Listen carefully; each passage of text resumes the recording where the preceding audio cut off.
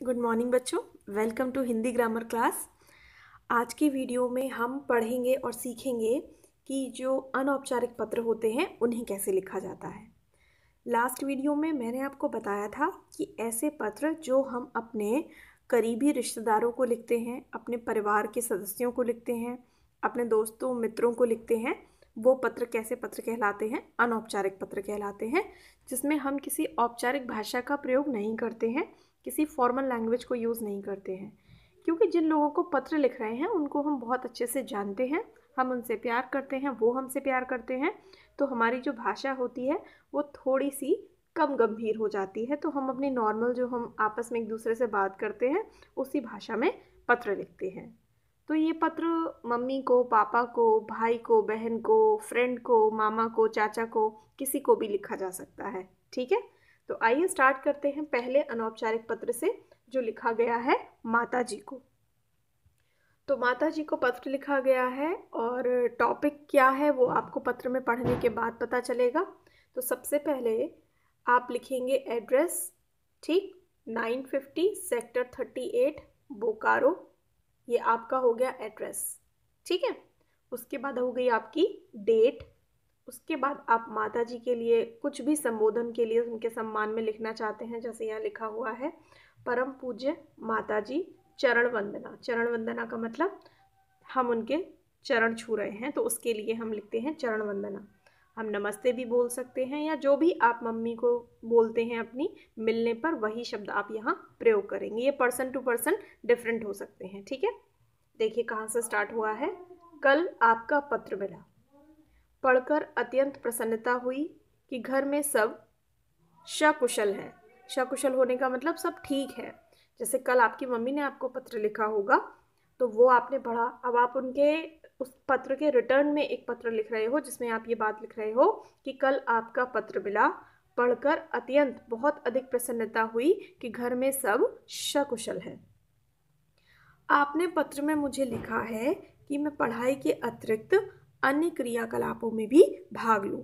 तो उसकी मम्मी ने लेटर में ये लिखा होगा कि बेटा आप पढ़ाई कर रहे हो, अच्छी बात है, लेकिन पढ़ाई के अलावा आपके स्कूल में जो अदर को करिकुलर एक्टिविटीज़ होती हैं, अन्य क्रियाकलाप होते हैं, आप उसमें भी भाग लें। तो आप वही अपनी मम्मी की कही गई बात को रिपीट कर रहे हैं। ठीक है, क्योंकि आज के परिवेश में अतिरिक्त क्रियाकलापों का महत्वपूर्ण स्थान है। ये बात मम्मी ने लिखी है कि बेटा आप पढ़ाई के साथ साथ अतिरिक्त क्रियाकलापों में भी भाग ले, क्योंकि आज के परिवेश में मतलब आज के माहौल में, आज के वातावरण में पढ़ाई के साथ साथ अतिरिक्त क्रियाकलापों का भी महत्वपूर्ण स्थान है। अब आप लिखते हैं कि मैंने आपके निर्देशानुसार, यानी कि जो बात आपने कही थी उसके अनुसार, अपने विद्यालय की वाद विवाद प्रतियोगिता, डिबेट कंपटीशन तथा संगीत कार्यक्रमों में भाग लेने के लिए नामांकन करवा दिया है, मतलब अपना नाम लिखवा दिया है, अपना नॉमिनेशन करवा दिया है तथा तैयारी भी आरंभ कर दी है। तो आपकी मम्मी ने लेटर में आपसे ये कहा था कि आप पढ़ाई के अलावा जो आपके स्कूल में और चीज़ें होती हैं उन पर भी ध्यान दें। तो अब आपने ध्यान देना स्टार्ट किया है, तो आप यही बात अपनी मम्मी को पत्र में लिख रहे हैं। आपको यह जानकर प्रसन्नता होगी कि विद्यालय की हॉकी टीम में भी मेरा चयन हो गया है, मतलब मेरा सिलेक्शन हो गया है। सहपाठियों के साथ, मेरे जो साथ पढ़ने वाले बच्चे हैं जिन्हें हम क्लासमेट्स कहते हैं, मेरा अच्छा संपर्क स्थापित हो गया है, मतलब बन गया है। मेरी पढ़ाई भी ठीक प्रकार से चल रही है। स्वाति और दिव्या को, जो कि शायद उसकी बहनें होंगी, मेरा बहुत बहुत प्यार और पिताजी को सादर प्रणाम। आपका प्रिय पुत्र राहुल। तो देखा आपने, मम्मी को सेटिस्फाई करने के लिए जिन जिन चीज़ों को लिखने की आवश्यकता थी वो सारी चीज़ें जो है वो हमने पत्र में क्या की हैं, लिख दी। तो देखा पत्र की भाषा कैसी थी, अच्छी थी, रिस्पेक्टफुल थी, लेकिन नॉर्मल थी। आप इसी भाषा में अपने मम्मी पापा से बात करते हैं। अच्छा, आपको थोड़े से कठिन शब्द लग सकते हैं, जैसे क्रियाकलाप है, परिवेश है, निर्देशानुसार है, चयन है। एक्चुअल में ये बच्चों कठिन शब्द नहीं है, ये हमको कठिन इसलिए लग रहे हैं क्योंकि हमने शुद्ध हिंदी बोलना बंद कर दिया है। हमारी भाषा में अंग्रेजी और हिंदी शब्दों का क्या है, मिक्सचर चल पड़ा है, एक कॉम्बिनेशन चल पड़ा है। तो पत्र लिखें तो कोशिश करें कि आप उस कॉम्बिनेशन से थोड़ा सा दूर हट जाएं, अंग्रेजी के शब्दों की जगह सही हिंदी शब्दों का इस्तेमाल करें। फिर भी अगर कोई अंग्रेजी का शब्द की हिंदी आपको नहीं आती है तो आप उस अंग्रेजी के शब्द से भी अपना काम चला सकते हैं, लेकिन कोशिश करें कि उसे देवनागरी लिपि में ही लिखें। जैसे यहाँ आप लिखना चाहते हैं कि विद्यालय की हॉकी टीम की जगह स्कूल की हॉकी टीम में, तो आप यहाँ स्कूल को कैसे लिखें? देवनागरी लिपि में लिखें, क्योंकि स्कूल तो एक इंग्लिश वर्ड है ना, लेकिन देवनागरी लिपि में लिखने पर ऐसा लगता है कि जैसे कि ये क्या है, एक हिंदी वर्ड है। इसी तरह से आपने लिखा चयन, चयन को इंग्लिश में बोलते हैं सिलेक्शन, तो आप सिलेक्शन को ऐसे भी लिख सकते हैं, ठीक है। इससे भी प्रॉब्लम नहीं होती है, बट ऐसा बार बार ना करें, ऐसा हर जगह ना करें, लेकिन जहाँ जहाँ आप फंस रहे हैं वहाँ वहाँ आप ऐसा लिख सकते हैं, ठीक। तो ये था मम्मी को लिखा गया पत्र, जिसमें मम्मी ने आपसे कहा था कि बेटा स्कूल की करिकुलर एक्टिविटीज़ में भी पार्टिसिपेट किया करो। तो आप करना स्टार्ट कर दिए हो, इसलिए आप बोल रहे हो कि मम्मी मैंने ऐसा करना शुरू कर दिया है और बाकी सब मेरे यहाँ ठीक ठाक चल रहा है। मम्मी और बच्चे दोनों एक दूसरे से दूर रह रहे हैं, इसीलिए पत्र लिखने की ज़रूरत पड़ती है, ठीक है। अब चलते हैं हम अपने अगले पत्र पर। तो अगला पत्र है छोटे भाई को पत्र। आप बड़े भाई हैं और आप अपने छोटे भाई को पत्र लिख रहे हैं।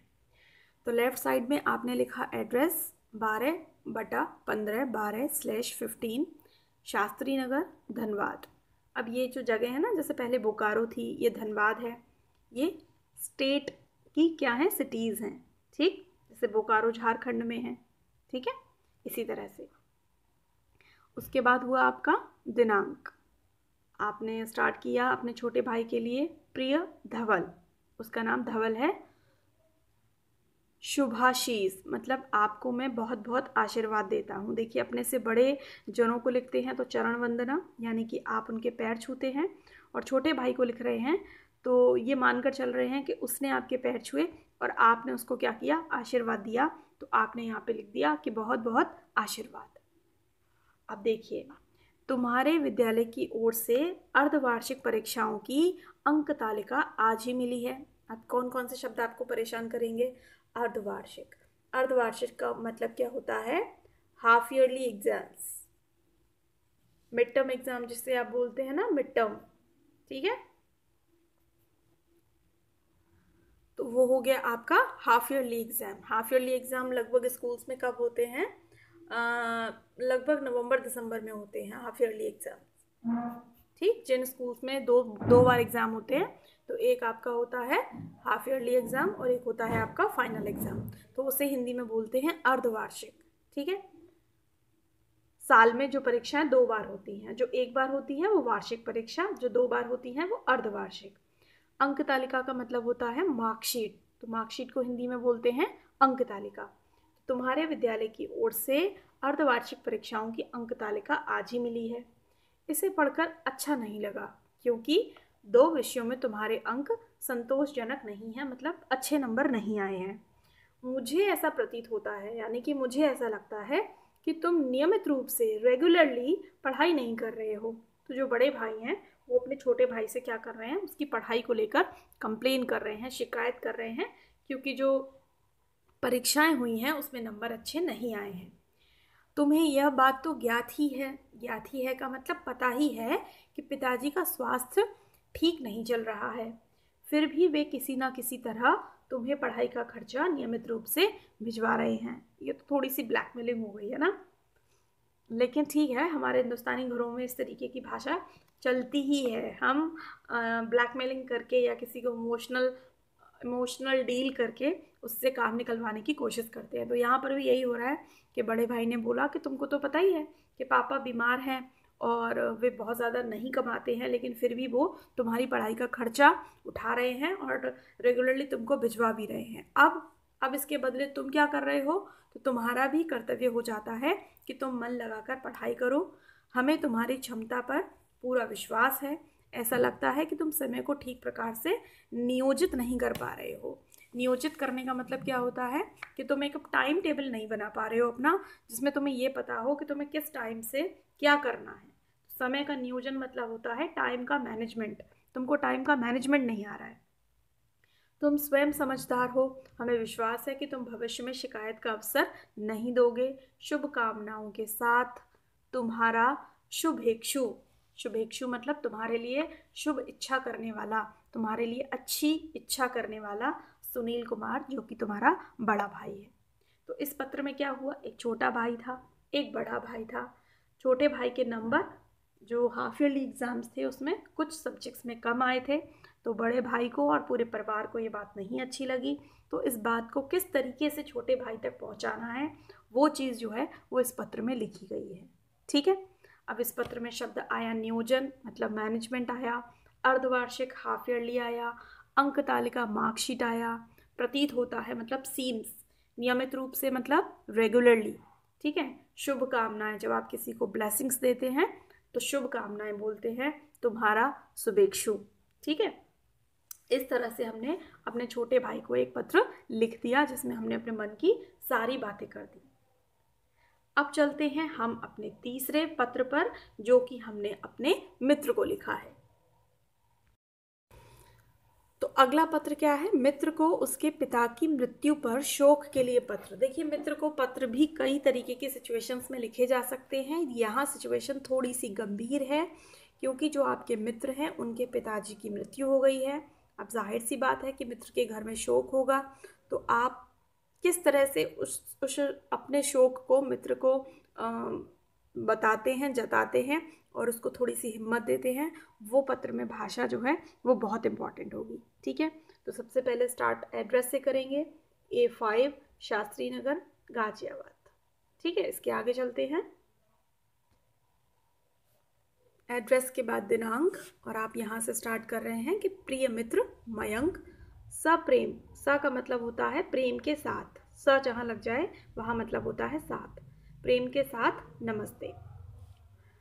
मुझे यह जानकर हार्दिक दुख हुआ, हार्दिक का मतलब होता है हार्टली फील हुआ, मतलब मुझे दिल से दुख हुआ कि तुम्हारे पूज्य पिताजी का गत मतलब होता है पिछली, लास्ट, 1 जून को आकस्मिक, आकस्मिक का मतलब होता है अचानक से, ठीक, निधन हो गया है। तो मुझे ये जानकर हार्दिक दुख हुआ कि तुम्हारे पूज्य पिताजी का गत 1 जून को आकस्मिक निधन हो गया है। इस समय परिवार की जिम्मेदारियों को देखते हुए उनका निधन परिवार के लिए बड़ा ही पीड़ा देने वाला है। पीड़ा मतलब दुख देने वाला है, क्योंकि इस समय परिवार में बच्चे छोटे हैं तो वो जिम्मेदारियां नहीं ले सकते हैं। तो पिताजी का निधन हो जाने की वजह से अब परिवार की जिम्मेदारी कौन संभालेगा, इसको लेकर संकट है। लेकिन यह सब तो ईश्वर के अधीन है। अधीन होने का मतलब उनके कंट्रोल में है ना, हमारे कंट्रोल में कुछ नहीं है कि कौन इस धरती पर जन्म लेगा और कौन की इस धरती से मृत्यु होगी। हम क्या कर सकते हैं। तो ये सारी बातें और भी इससे अच्छे तरीके से लिखी जा सकती थी। आप उस व्यक्ति को समझाने के लिए करते हैं जो दुखी होता है या जिसके घर में कोई दुर्घटना हो गई होती है। तुम अपने बहन और भाइयों के साथ माताजी का भी ध्यान रखना। इस दुख की घड़ी में मैं तुम्हारे साथ हूँ। ईश्वर तुम्हारे पिताजी की आत्मा को शांति, आत्मा को शांति के लिए आजकल शब्द प्रयोग किया जाता है रेस्ट इन पीस, जो फेसबुक पर बहुत चलता है, इसे शॉर्ट में हम लिख देते हैं RIP rip, rest in peace, यानी कि आत्मा को शांति मिले। ठीक है, और तुम्हें धैर्य प्रदान करें, धैर्य मतलब तुम्हें पेशेंस मिले, तुम सबको संभाल सको, तुम्हारा मित्र आलोक सिंह। ठीक, तो ये लिखा था एक पीड़ा वाला पत्र, एक शोक वाला पत्र, जो कि किसी की मृत्यु के बाद लिखा जाता है। ठीक है, जब आपको उसके परिवार के किसी मेंबर को हिम्मत देनी होती है, ढांढस देना होता है, तब आप इस तरीके का पत्र लिखते हैं। तो इसमें शब्द आया आपका हार्दिक, मतलब दिल से, हार्टली, गत का मतलब पिछली कोई तारीख, आकस्मिक का मतलब होता है अचानक से, पीड़ा का मतलब होता है दुख, अधीन का मतलब होता है कंट्रोल में, और आत्मा को शांति देने को इंग्लिश में कहते हैं रेस्ट इन पीस। ठीक है, पूरी लैंग्वेज क्या लिखी जाती है कि may his soul, optative sentence हो गया, रेस्ट इन पीस, कि भगवान उसकी आत्मा को शांति प्रदान करें। May his soul rest in peace. ठीक है, लास्ट में तुम्हारा मित्र, जो भी आपका XYZ नाम है वो आप लिख सकते हैं। तो इस तरह से बच्चों हमने देखा कि 3 पत्र आज किस तरह से लिखे गए। एक मम्मी को लिखा था आपने पत्र जिसमें आप अपनी जिम्मेदारियां बता रहे थे। एक भाई को लिखा आपने पत्र छोटे, जिसमें आप उसकी जिम्मेदारियां बता रहे थे। और एक आपने अपने मित्र को लिखा जिसमें आप उसके दुख को कम करने की कोशिश कर रहे थे और उसको हिम्मत दे रहे थे कि इस दुख की घड़ी में आप अपने मित्र के साथ में हैं। ठीक, तो इस तरह से ये पत्र लिखे जाते हैं। तो अब ये तीनों पत्र आपको समझ में आ गए होंगे। आप इसको अपनी नोटबुक में लिख लीजिएगा, ठीक है, और इसको तैयार कर लीजिएगा। और एक पत्र अपनी तरफ से भी लिखिएगा। कौन सा पत्र आप लोग लिखेंगे बताइए। चलिए, हमारे प्रश्न अभ्यास में 3 पत्र हैं। मित्र को उसके जन्म दिवस पर बधाई देते हुए पत्र, अपने घर पर चाय के लिए मित्र को आमंत्रित करते हुए पत्र, और विद्यालय के पुस्तकालय में कुछ पुस्तकें मंगवाने के लिए प्रधानाचार्य को पत्र। तो जो पत्र प्रधानाचार्य को लिखा जाएगा वो तो औपचारिक होगा, ये हमें नहीं लिखना है। जन्मदिन पर बधाई देने वाला पत्र भी नहीं लिखना है। आप इस वाले पत्र को लिखिए, थोड़ा सा इंटरेस्टिंग होगा कि आपको अपने घर पर चाय के लिए मित्र को आमंत्रित करना है। तो अभी तो आप छोटे हैं, आई होप आप में से कुछ बच्चे जो हैं वो चाय नहीं पीते होंगे, आई थिंक, सॉरी। तो चाय की जगह किसी और चीज़ पर बुला लीजिए। हाँ, मैगी की पार्टी पर बुला लीजिए, ठीक है, या फिर आप पिज़्ज़ा पार्टी पर बुला सकते हैं, ठीक है। या एक काम कीजिए ना, पढ़ाई करने के लिए बुला लीजिए। चलिए, खाने पीने के लिए मत बुलाइए। अपने घर पर मित्र को आमंत्रित कीजिए कि हमारे एग्ज़ाम्स आने वाले हैं, तो कल के एग्ज़ाम के लिए हम लोग रात में साथ में बैठकर पढ़ाई करेंगे। तो उसके लिए आप उसको पत्र लिखिए, ठीक है। चलिए, और इजी कर देती हूँ मैं। आप अपनी चॉइस से किसी भी टॉपिक पर पत्र लिखिए। बस पत्र की मेन थीम होगी कि आपको अपने मित्र को आमंत्रित करना है अपने घर पर। आप चाहे अपने घर पर पढ़ाई के लिए कर रहे हैं, या चाय के लिए कर रहे हैं, या कोल्ड ड्रिंक के लिए कर रहे हैं, या फिर आपके घर पर बर्थडे है तो आप अपने बर्थडे के लिए बुला रहे हैं, कुछ भी, लेकिन आपको अपने मित्र को आमंत्रित करना है। तो आमंत्रित करने के लिए ये पत्र आपको सेल्फ लिखना है, अपने आप से लिखना है, ठीक है। तो आज की वीडियो में बस इतना ही, जिसमें हमने अनौपचारिक पत्रों को लिखना सीखा। इसके पहले की वीडियो में हम औपचारिक पत्रों को लिखना सीख चुके हैं। अब नेक्स्ट वीडियो में नए टॉपिक के साथ हम फिर मिलेंगे। तब तक पढ़ते रहिए। एग्जाम्स आर नियर, सो तैयारी उसकी करते रहिए, ठीक है। See you in next video, bye bye.